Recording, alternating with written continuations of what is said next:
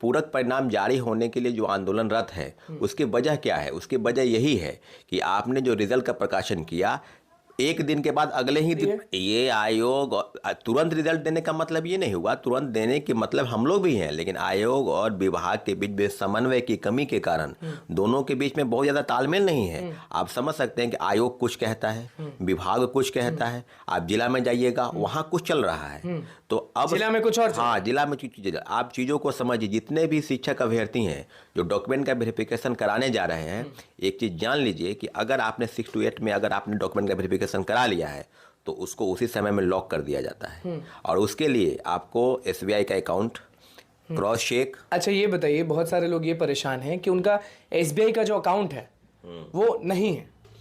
ये तो मेरा भी नहीं है अकाउंट, कई लोगों का नहीं होगा अकाउंट। इसका ये मतलब थोड़ी हो गया उसको समय दिया जाता है कि 15 दिन में अकाउंट खुलवा लीजिए, या किसी दूसरे बैंक का भी है तो कीजिए।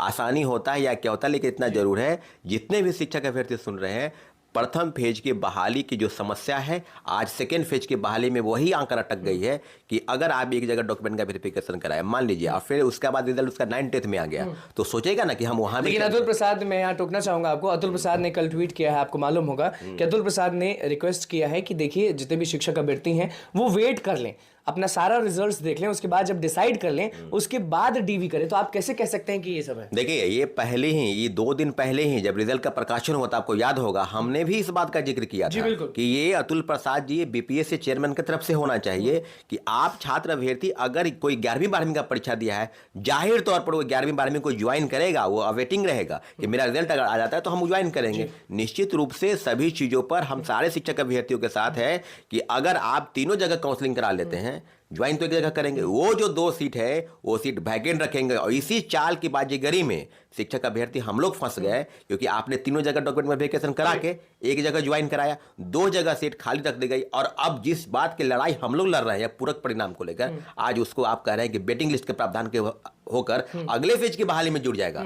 तो इस बात 3.0, हाँ, अब तीसरे जो जिसके परीक्षा अगस्त में आयोजित होने वाली है, तो सारी चीजों पर अब क्लियर मामला है कि इस पूरक परिणाम जारी होने के लिए देखिएगा घमासान फिर से छिड़ेगा आपको सेकेंड फेज के बाद। क्यों घमासान छिड़ेगा? बहुत सारे लोग अभी एक सवाल करेंगे कि जब सब चीज सही चल रहा है, अतुल प्रसाद खुद बोल रहे हैं कि रुक जाइएगा उसके बाद डीवी करेगा, तो क्यों घमासान छिड़ेगा आपके हिसाब से? देखिए, मेरे हिसाब से 1,20,336 का जो आंकड़ा है अभी भी आकर 97,000 पर ही अटका है। 23,000 पद खाली है, उसमें से भी पीआरटी के जिसकी बहाली 79,000 के आसपास, ये प्रथम फेज की, उसमें से भी 13-14 हजार पद रिक्त है। तो जब रिक्त पद हैं तो इसके लिए विभाग और शिक्षा विभाग और बीपीएससी बात क्यों नहीं करती है? पूरक परिणाम के लिए क्या सरकार से आप परमिशन नहीं ले सकते हैं? क्या हम लोग लगातार प्रदर्शन करते रहेंगे? सारी चीजों पर बीपीएससी अगर कहती है कि चैप्टर क्लोज हो गया, तो इस बात से सारे शिक्षक अभ्यर्थी नाराज है। हम लोग चैप्टर क्लोज नहीं किए हैं। आपको पता होगा कि 2 दिन पहले ही हम लोग गर्दनीबाग धरना स्थल पर बैठे और विभिन्न जिलों में जितने भी शिक्षक अभ्यर्थी हैं पूरक परिणाम को लेकर, आप एक बात बताइए, जिनका एज समाप्त हो गया,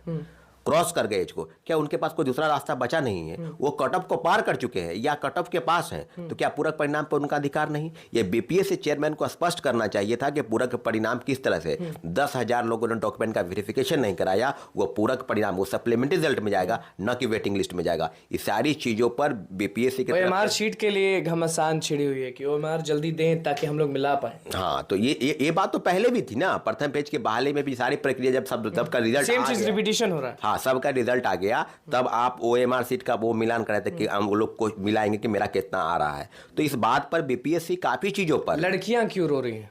देखिए, लड़कियों के मामले में जो हम तक जानकारी आई है कि जो रिजर्वेशन का आंकड़ा है उसको वो फुल ठीक ढंग से नहीं करा पाए हैं। 35% आरक्षण बिहार की महिलाओं को होना चाहिए, जिसको मुझे लगता है कि ओपन कर दिया गया है। कट ऑफ हाई जाने के पीछे कई कारण हैं। आपने डोमिसाइल नीति को समाप्त कर दिया, लाखों की संख्या में अभ्यर्थी दूसरे प्रदेश के आए, दूसरा कि आरक्षण का जो लाभ है वो बिहार के महिलाओं को न मिलकर दूसरे प्रदेश के महिलाओं को भी मिला, और कई चीजें ऐसे हैं कि बिहार में बड़े पैमाने पर शिक्षकों की बहाली हो रही है, इसमें नो डाउट। तो कई आप देश के तमाम राज्यों में जाइएगा, नौकरी कहीं नहीं मिल रहा है, तो लोग बिहार में जाहिर सी बात आएंगे। कट ऑफ जाने के पीछे कई कारण, और दूसरा प्रमुख वजह है, आप एक देखेंगे कि हिंदी के जो पेपर है, अभी भी कई छात्र अभी आपको फोन कर रहे हैं, मुझे भी फोन करते हैं कि हिंदी के पेपर क्यों समाप्त कर दिए गए? क्या शिक्षक बनने के लिए हिंदी और अंग्रेजी की जानकारी नहीं होनी चाहिए? प्रथम फेज में जानकारी होनी चाहिए और सेकेंड फेज में जानकारी नहीं होनी चाहिए। कई कारण के कारण कट ऑफ हाई चला गया है, लेकिन इतना जरूर है कि पूरक परिणाम को लेकर हम लोगों का क्या आंदोलन, मामला फिर फंस जाएगा? हाँ, मामला फिर फंस जाएगा। अभी भी सेकेंड फेज के बहाली को लेकर कई लोग फोन करते हैं, लेकिन सेकेंड फेज के बहाली में भी निश्चित रूप से आपको आने दीजिए OMR सीट, उसके बाद निश्चित रूप से जितने भी बहुत लोग शिक्षक अभी सवाल आपसे कर देंगे कि छात्र नेता सौरभ जो है वो मामला फंस जाएगा, ऐसा बोल रहे हैं, क्यों बोल रहे हैं? देखिए, मामला फंस जाएगा मैं नहीं कह रहा हूँ, अभ्यर्थी स्वयं कह रहे हैं ना। आप अभी जिलों में चले जाइएगा। क्या तो उम्मीद नहीं है आपको ये अतुल प्रसाद से?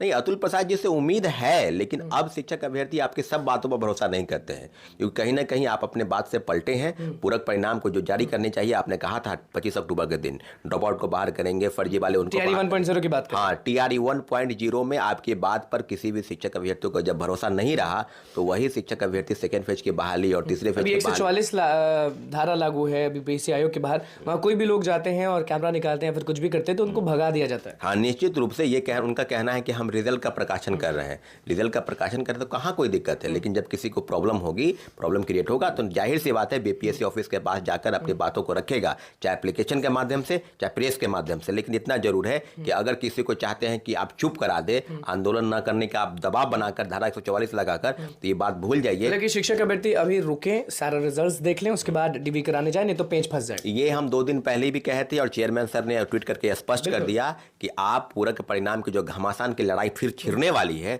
उसकी जो तैयारी है आप न करें। आप तीनों रिजल्ट का वेट कर ले और तब जाकर डॉक्यूमेंट का वेरिफिकेशन कराए, काउंसलिंग करा ले, ताकि जैसे ही आप ये करा लेते हैं वहां लॉक हो जाता है। सबसे बड़ा खेला शिक्षक अभ्यर्थियों के द्वारा कहा जा रहा है कि TRE 1.0 के नियोजित शिक्षकों को ले लेते हैं, TRE 2.0 के नियोजित शिक्षकों को ले लेते हैं।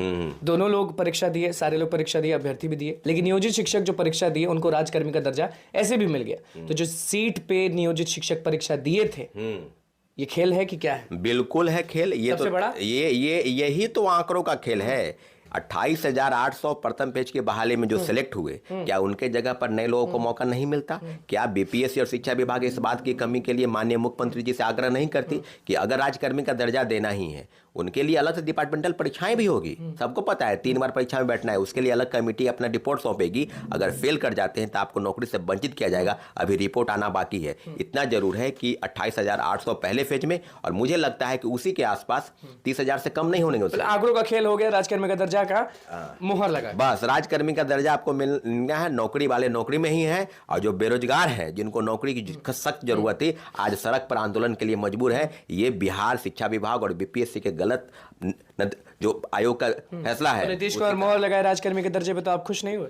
नहीं, हम खुश हैं, लेकिन उनको बैठने नहीं देना चाहिए। लेकिन राजकर्मी का दर्जा दे देते, बिना शर्त देते, उनको परीक्षा से बैठने से वंचित किया जाता, क्योंकि उनके जगह पर नए लोग बैठते, परीक्षा पास करते। मुझे लगता है कि राजकर्मी का दर्जा देने के लिए काफी लेट हुआ, और जो दूसरे फेज के बहाली, ये इसमें सीटों का खेल करके 1,20,000 नहीं, बल्कि अभी तक 97,000 प्रथम पेज के बहाली में नियुक्ति हुई है। ये सीधे उसमें से भी 28,800 है। तो आप समझ लीजिए तो कितने नए लोगों को नौकरी मिली है, इसका डाटा प्रस्तुत करना चाहिए। दूसरे बाहरी प्रदेश के कितने लोगों को नौकरी मिली है, 14%, उनका डाटा प्रस्तुत करना चाहिए। लेकिन इतना जरूर है कि हम लोग सेकेंड फेज की बहाली में कोई भी गड़बड़ी होगी, इसके लिए तमाम शिक्षक अभ्यर्थी एकजुट होंगे। धारा 144 हो, 145 हो, किसी से कोई डरने की जरूरत नहीं है। हम लोग मजबूती से उसके खिलाफ में लड़ेंगे, जरूर लड़ेंगे।